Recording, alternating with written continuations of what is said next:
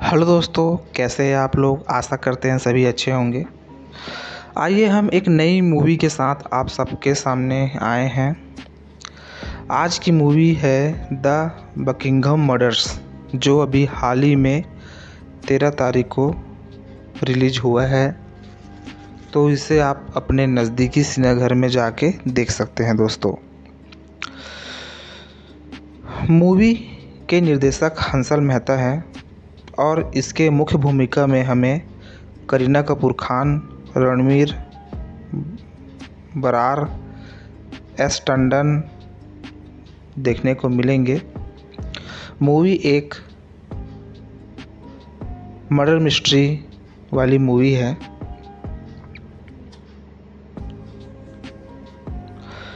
Movie की story के बारे में बात करें तो कहानी शुरू होती है ब्रिटेन में रहने वाली जसमीत बाबरा यानी करीना कपूर से है, जिसके बेटे को एक मनोरोगी बिना किसी कारण के गोली मार देता है। वह अब उस घर में नहीं रहना चाहती है जहां उसके बेटे की यादें जुड़ी होती है। पुलिस डिपार्टमेंट में कार्यरत होती है और ट्रांसफ़र लेकर वह बकिंघम शहर चली जाती है। वहां पहुंचते ही उन्हें एक गायब हुए बच्चे का केस सौंप दिया जाता है। अपने बेटे की मौत के सदमे को जैसे जैसे वह उससे उभरती है, उसी हादसे से वह जूझती रहती है। इसीलिए वह केस को लेने से मना कर देती है, लेकिन उसके पास कोई विकल्प नहीं होता। उसे मजबूरी में ही सही ये केस लेने पड़ती है और उसकी छानबीन शुरू करनी पड़ती है।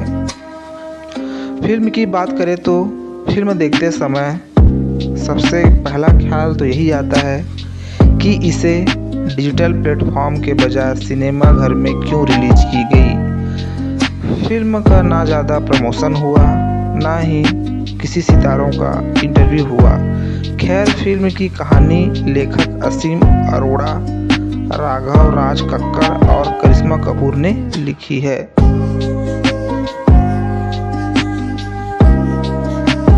कहानी साधारण सी है कि बेटे के मौत से दुखी माँ को दूसरे गायब हुए बच्चे का केस मिलता है और वह कैसे अपने अंतर्द्वंद और तकलीफ़ों से गुजरते हुए केस को सुलझाती है। लेकिन इसी बीच विदेशी धरती पर सिख और मुसलमान के बीच धार्मिक तनाव, समलैंगिकता, घरेलू हिंसा, काम की जगह पर पुरुषों का महिलाओं को खुद से कम समझने वाली छोटी सोच समेत कई चीज़ें कहानी को आपस में जोड़ने का प्रयास करती है। और यही सब दिखाया गया है जो किसी अंजाम तक नहीं पहुंचता है। यह क्राइम थ्रिलर फिल्म इन मुद्दों के बिना भी आगे बढ़ सकती थी। ऐसी फिल्मों में हर मोड़ पर रोमांच की ज़रूरत होती है। जब लगे कि कातिल ये भी हो सकता है, तब मूवी देखने में और मज़ा आता है। खैर, मध्यांतर के बाद निर्देशक हंसल मेहता भी इस कमी को दूर करते हैं। फिर मूवी में थोड़ी जान में जान आती है और मूवी रफ्तार पकड़ती है। हंसल मेहता का शानदार डायरेक्शन इस मूवी में देखना बनता है। ज़्यादातर वास्तविक कहानियों और मुद्दों पर फिल्में बनाने वाले हंसल ने इस फिल्म से नया प्रयोग करने का प्रयास किया है। यह फिल्म उनकी पिछले कामों से बेहद अलग है।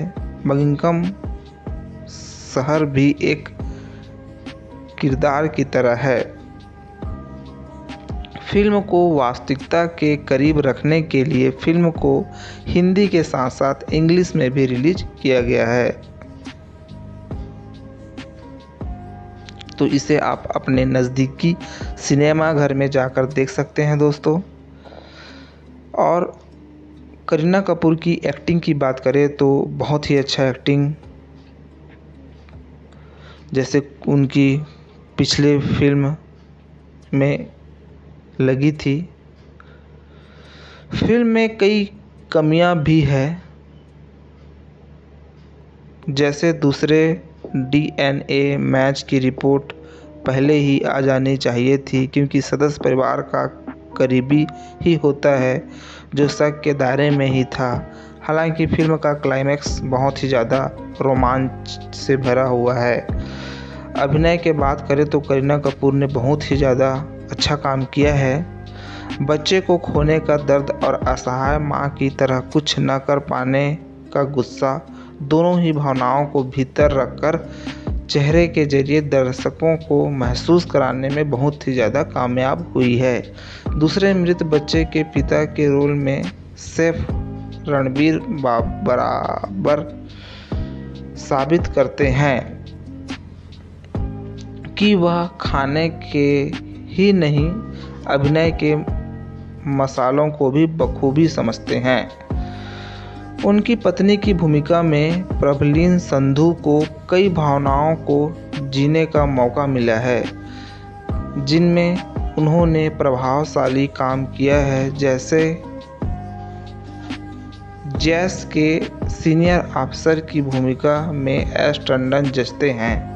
रेखा भारद्वाज का गाया गीत हल्की खनक सी कहानी के साथ बखूबी घुलती है और सुनने में भी अच्छा लगता है।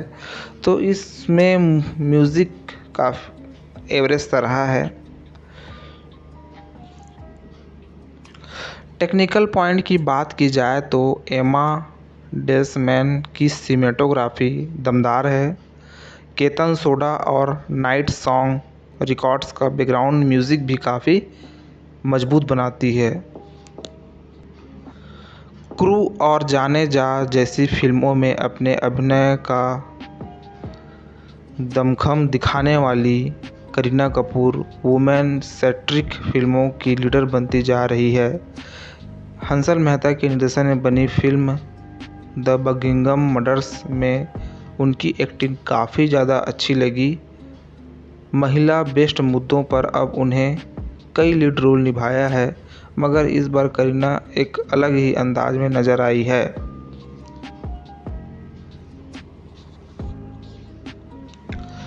फिल्म काफ़ी धीमी गति से आगे बढ़ती है, मगर दर्शक को बेचैन बनाए रखती है। हंसल क्राइम इन्वेस्टिगेशन कहानी में राजनीतिक, धार्मिक, लैंगिक, समुदाय, घरेलू हिंसा, उपेक्षा की शिकार महिलाओं के बढ़ते डिप्रेशन जैसे कई मुद्दों को समेटे हैं, और कई बार ये मुद्दे कहानी को ओवरशैडो भी करते हैं, मगर यह कहानी के उस पहलू को दर्शाते हैं जहां जटिल मानवीय रिश्ते और धार्मिक पूर्वाग्रस्त भी गहरा है।